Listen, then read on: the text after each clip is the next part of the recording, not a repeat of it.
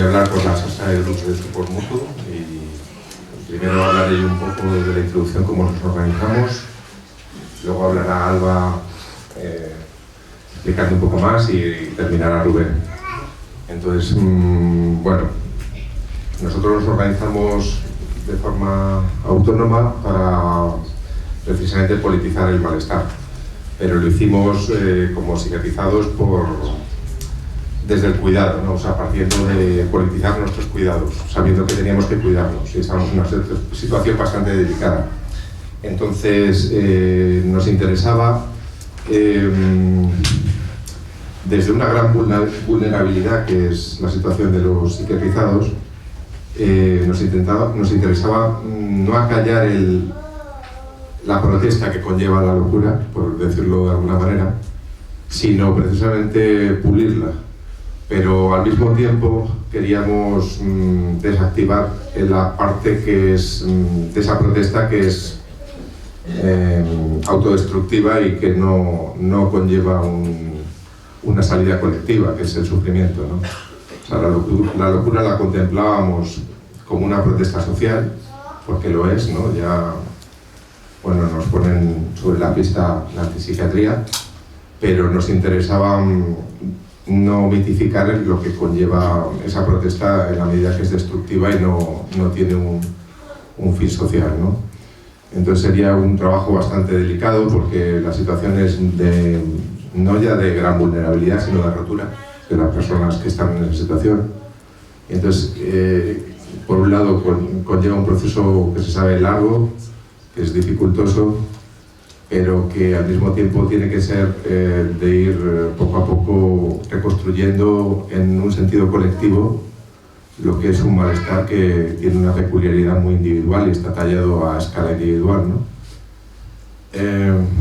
Es un trabajo, por así decirlo, al mismo tiempo que es colectivo y es imprevisible en su configuración final, no deja de ser artesanal en todo momento, ¿no? Y sí, tenía un esquema aquí y vamos a ver, sí.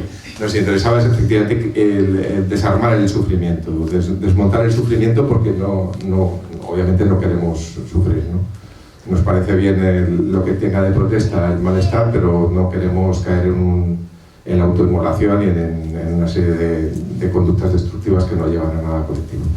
Entonces trazamos una estructura muy sencilla de reunirnos en grupo, de forma horizontal, a autogestionar nuestro malestar, sin expertos, sin ningún tipo de supervisión, pero lo hicimos sobre dos ejes muy básicos, que admitimos todo tipo de gente, pero sobre bases anticapitalistas y antipatriarcales.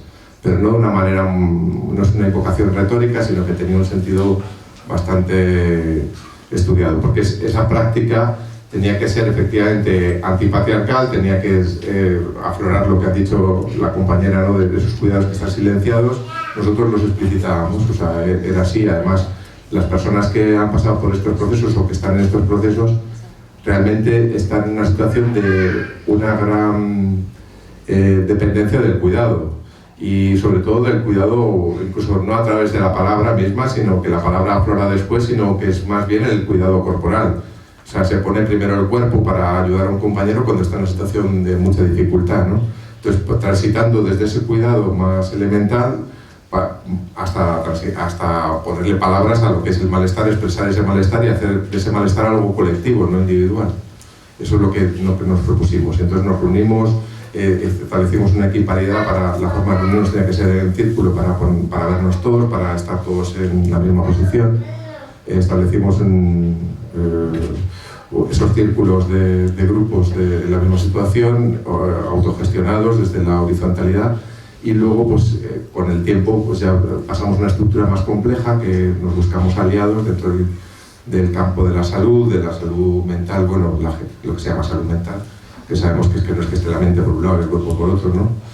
Pero bueno, pues es lo que se llama así salud mental, psiquiatras críticos, psicólogos críticos, gente que interesada por su propia trayectoria o de familiares, amigos con este tema. Entonces establecimos una alianza y esa estructura llevamos el anillo, nos reunimos periódicamente también con ellos en una doble dirección de propuestas para hacer cosas en común. De ahí salió un grupo de estudios que ya tiene autonomía y se incorporó gente también de otros sitios, ¿no? no necesariamente de la salsa, y bueno, pues tenemos esas tres estructuras más o menos, y con esta forma de funcionar funcionamos sobre los valores antipatriarcales, asumiendo una práctica feminista activa, ¿no? Y luego los valores anticapitalistas, avanzando pues formas socialistas de resolución de los malestares, ¿no? De las fracturas sociales que se dan de una manera colectiva también. Y os paso a la compañera para que siga hablando. Bueno, yo os quería explicar un poquito más lo que es el funcionamiento aterrizado. El GAM propiamente se reúne una vez por semana, hacemos una reunión de unas 2 horas y entonces llevamos ya años al corrido, hay gente que se ha incorporado más tarde y hay quien llevamos pues ya 3 o 4 años quizá, y es la labor primera es la de escucha, y sobre todo escucha porque al tener la experiencia de pasar por la psiquiatrización, nuestro malestar se manifiesta muchas veces en una etiqueta. Simplemente nos dicen este síntoma, este otro síntoma, equivale a X cuadro diagnóstico, ¿no? Pero cuando un malestar se manifiesta en un cuadro diagnóstico, surge de una experiencia vital y de una biografía, ¿no? Y entonces a ti un cuadro diagnóstico no te ayuda en nada. No te ayuda en nada. A veces la medicación puntualmente puede ayudar a sobrellevar la situación, ¿no? Pero la raíz del problema nunca la descubre, ¿no? Y entonces, digamos que en la red pública no existe una figura que te pueda acompañar como alguien que cada semana se interesa por ti, te escucha a fondo, tu contexto, tu familia, tu experiencia, tu pasado, tu infancia, cómo estás, ¿no? Y bueno, y entonces, aparte de escucharnos, desarrollamos también un vínculo de compromiso bastante profundo, ¿no? Y entonces, muchas veces en situación de crisis o de brote, pues surgen otras necesidades que no es solo la de escuchar, sino es la de estar ahí, de estar acompañando en el día a día. A veces puede ser mediar con la familia, a veces puede ser acudir al psiquiátrico, pedir que un psiquiatra aliado nuestro pues haga de mediación con las instituciones oficiales. Y en fin, es mover todos los recursos que movilizas porque has desarrollado ese vínculo y esa persona te está importando y haces no lo que se haría de una forma, porque existen otros grupos de apoyo mutuo que están promovidos institucionalmente o que tienen una forma asociativa más formal, ¿no?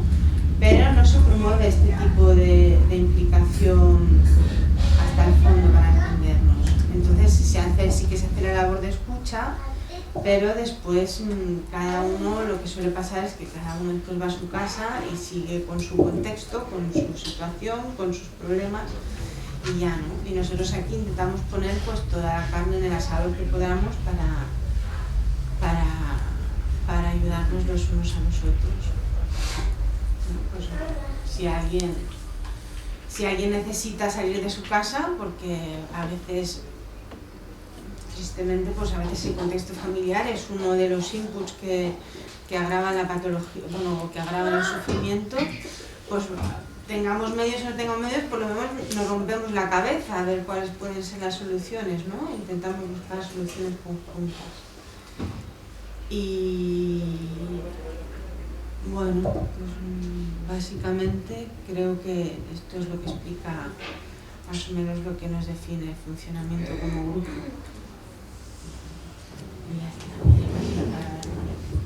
Gracias. Bueno, a la hora de abordar el sufrimiento psíquico, de repente el cauce institucional dominante es el de que, miren, lo que a usted le pasa tiene un origen biológico, orgánico, Y bueno, lo que toca entonces para contrarrestar este sufrimiento pues es que se tome tal pastilla y vuelva usted dentro de 10 meses o el tiempo que sea. Ese es el paradigma hegemónico, ¿no? Resulta que, bueno, que nosotros pensamos que no es así. Nosotros pensamos que este problema, que además se centra en el individuo, como un individuo como una caja estanca de donde no entra ni sale nada, en donde está el problema, el origen, la causa y lo que se ha de hacer para intentar solucionarlo, pues pensamos que no es así. Pensamos que las personas son inseparables del contexto en el que están, y en ese contexto pues hay una serie de relaciones sociales que es donde nos hacemos humanos, o adoptamos nuestra forma de humano en la relación con nosotros, ¿verdad? En ese contexto, además de relaciones sociales, hay relaciones históricas, relaciones culturales, relaciones de poder. Es decir, en la medida en que situamos nuestro sufrimiento psíquico, nuestro sufrimiento psicosocial, en esas relaciones sociales donde hay historias, relaciones de poder, etc., es donde empezamos a hablar de ese politizar el sufrimiento. Es decir, reconocer qué de lo social, qué de esas formas de relación social en donde hay toda esa historia, todas esas relaciones de poder, etc., reconociendo qué de esas relaciones sociales nos produce el sufrimiento. No es una cosa baladí. Es decir, bueno, pues porque según donde definas el origen del problema, habrá que definir qué se hace en consecuencia. Si el problema está en el individuo, que es algo cerrado y en su cerebro, pues habrá que tomar la pastilla. Pero si resulta que ese sufrimiento está originado en esas formas de relación social, pues habrá que ver qué cambiamos de esas formas de relación social, qué cambiamos en el contexto. Y entonces ya sí, efectivamente, estamos politizando el sufrimiento, ¿va? Es decir, otra cuestión que se deriva de este politizar el sufrimiento es que al ponerlo en lo social se hace debatible, ¿va? Es decir, al hacerlo debatible no hay alguien que tenga un saber que dice, mire, esto es así, la realidad es así, usted está enfermo, usted no es normal, sino que a partir de eso lo podemos debatir. ¿Quién establece esa normalidad? ¿En función de qué criterios? ¿Por qué? ¿En qué contexto situado está? ¿Desde qué relaciones de poder? ¿Va? ¿Desde qué relaciones sociales determinadas, ¿no? Se ha establecido esa normalidad, eso problemático y las cosas que hay que hacer para intentar solucionarlo? Eso no es cualquier cosa, eso es muy complejo, ¿va? Es decir, hay muchas variables que interactúan de una manera que puede resultar impredecible, pero es que además significa, perdón por lo que a lo mejor estoy hablando muy deprisa, muy atropelladamente, pero de repente pues eso también es parte de nuestros problemas. Lo que vengo a decir es politizar el sufrimiento, ponerlo en esas relaciones sociales, económicas y de poder, ¿va? Hacerlo debatible, ¿va? Y situarlo en lo común. Esas relaciones sociales dominantes que tenemos en nuestro momento histórico, ¿cuáles son? Pues oiga, el capitalismo, ¿para qué lo vamos a hacer? Lo que es ¿no? Andarnos con milongas. De repente el valor que domina nuestras relaciones sociales es el valor que usted tenga en el mercado, ¿va? Usted no se la ha visto como un señor o una señora, una persona a la que se tiene que reconocer su dignidad en tanto que humano. Eso significa respetarle, reconocerle en su diversidad, en su forma de estar en el mundo, sino no, usted es en función del dinero que tenga, ¿va? Si usted no produce valor para el mercado, usted es desechable, ¿va? Y como no, pues va afuera, ¿va? Eso aplíquese cuando tengas una enfermedad, cuando tengas cuando usted tenga un trabajo asalariado y tenga un jefe que porque dice que es jefe, tiene usted que hacer lo que tenga que hacer. Y si usted está nervioso, estresado, o bueno, es que usted no sabe llevar esta carga de trabajo, ¿va? Es más, si usted va al médico porque dice tengo cierto estrés en el trabajo, le va a dar una pastilla, ¿va? Cuando lo mejor lo que tendría que hacer es, pues oiga, organizarse con otros mediante una acción directa y ahí sacar el sufrimiento del trabajo, ¿va? O no, ¿verdad? Pero en fin, eso es politizar el sufrimiento y esto aplíquese a cualquier tipo de sufrimiento psicosocial, ¿va? Es decir, ponerlo en las relaciones sociales, ponerlo a debate, ¿va? Y hacer en lo común, en lo colectivo, ¿va? En una relación también de saber poder, ¿va? Lo psicosocial, ¿qué entendemos por lo psicosocial? Que a veces lo decimos pero no lo llenamos mucho de contenido.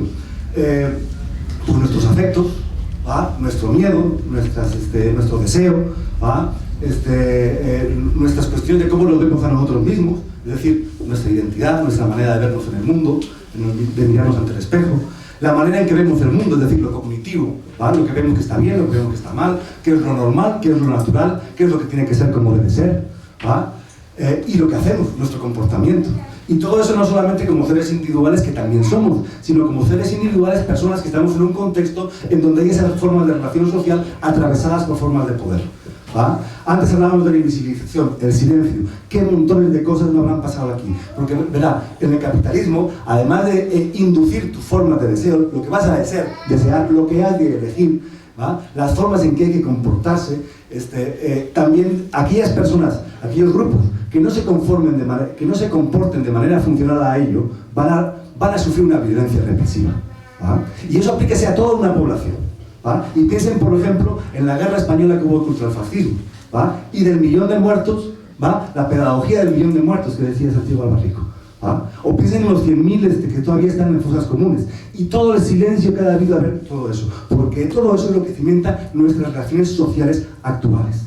Por no decir, pues miren, las 12 empresas del IBEX que todavía se formaron entonces, ¿va? O bueno, joder, el PP, no lo vayamos muy lejos, ¿va? Fundado por el señor Fraga, ¿va? Y un señor Martín Villa que está procesado que está perseguido por Interpol por esto, pero que aquí el gobierno dice que no se lo damos, como no le damos a Villa el niño, que era el torturador, ¿va? O el señor Tortosa ayer, diciendo, ¿saben qué? Este monumento que está en medio de nuestra vida se queda aquí, ¿va? Es decir, el capitalismo o el poder no solamente es algo así como que en un lugar determinado, sino es algo que conforma nuestras maneras de ver, de sentir, de estar en el mundo. No es cualquier cosa, es de cómo el poder se hace cargo de nuestra vida, la biopolítica, ¿va?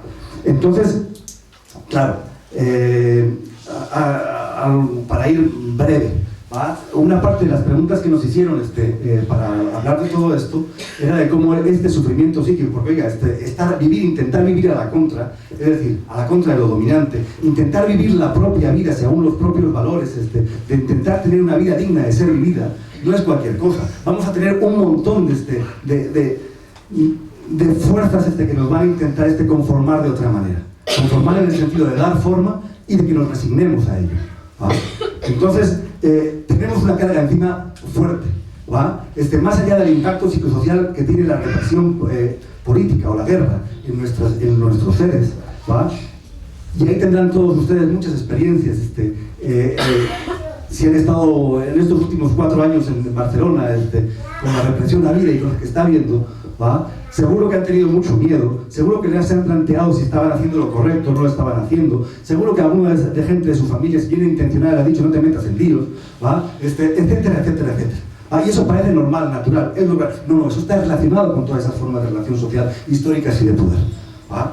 Entonces, también había una pregunta que nos ponían que decía, bueno, ¿cómo está esto del sufrimiento psíquico o psicosocial en los movimientos sociales? Oigan, pues resulta que estos movimientos sociales están en este contexto, y también el sufrimiento psicosocial en los movimientos se tiende a tomar como invisibilizado, no existe, ¿va? Porque somos unos activistas chingones fuertes, y a mí no me dicen nada, no, yo mostrar dolor, no, yo soy un tipo fuerte, ¿va? Un militante de esos que no se arregla entre nada, ¿va? El miedo no existe, y si existe me lo como, el sufrimiento tampoco, la incertidumbre sobre mi vida, en nuestra vida no va a haber, la no esperanza tampoco existe, y todo eso resulta que está hasta que un día brota así, explota, ¿va? Y todos seguros, muchos de los de aquí tenemos en mente, ayer hablaba de un marino, nos encontramos con Pablito, ¿va? Con la conmemoración de Pablo Molano, ¿va? Ahí explotó también muchas de esas cosas, ¿va?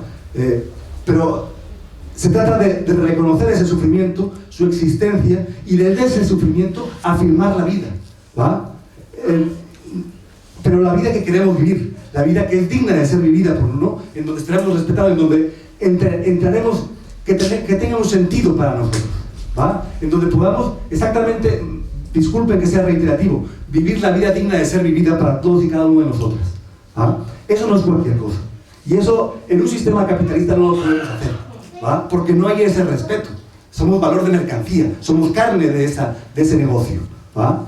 Ahí eso es una tremenda politización de nuestro sufrimiento y de nuestra experiencia de vida. El sufrimiento psicosocial es inevitable, está en la vida, pero oigan, solo suframos lo necesario. el sufrimiento innecesario es mejor quitarlo ¿no? Y el sufrimiento innecesario es aquel que haciendo cosas en el medio en el que estamos, transformando el mundo, lo podamos evitar. De ese sufrimiento afirmar la vida. Esas eran como que las dos, de ahí derivaban como dos caudales del que podíamos hacer.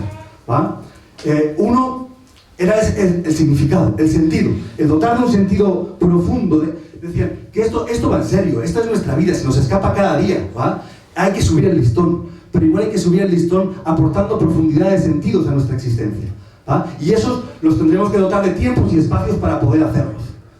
El tiempo. ¿Se acuerdan que hablaba muy deprisa? Porque no tengo tiempo. De repente nuestro tiempo está absolutamente cuadriculado. No tenemos tiempo para vivir. Caramba. Porque nos tenemos que ganar la vida. Que me tengo que ganar la vida, pues no la tengo ya.